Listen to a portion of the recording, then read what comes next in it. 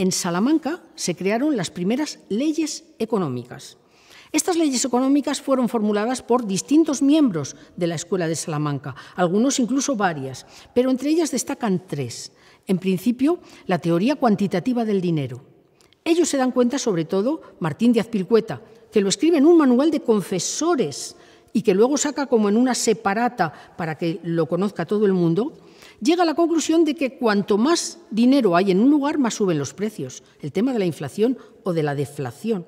Esto lo convierte en una ley, la ley cuantitativa del dinero, que era aplicable a toda la economía que se estaba viviendo en aquel momento como consecuencia de la exploración mundial, desde el momento en que se produce la primera circunvalación y circunnavegación del mundo, y se convierte en una ley, la primera ley formulada en Salamanca en 1555, aunque había tenido una premonición en un pequeño documento que se había publicado por Martín de Azpilcueta y un fraile que se llamaba Porto, Francisco de Porto, en Coimbra.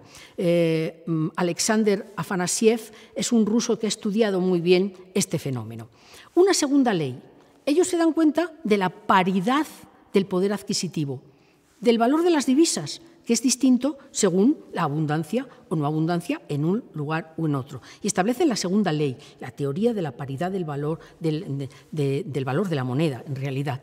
Y la tercera, algo que nunca nadie se había dado cuenta, y es que las cosas no tienen un valor en sí mismo, sino un valor en uso y en estimación, un valor psicológico.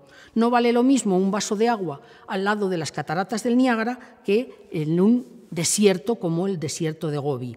Ese valor subjetivo es la tercera ley, la ley del valor y el precio, que establecieron y formularon Martín de Azpilcueta, Tomás de Mercado, Diego de Covarrubias o Mariana, que hablaba de la deflación, de la estafa por deflación que producía la política monetaria del siglo XVII en un momento en que el valor de una moneda hasta ese momento había sido una estimación fija y mezclando esa moneda con otro tipo de metales de menor valor, pues se estaba produciendo una estafa a quien la estaba utilizando.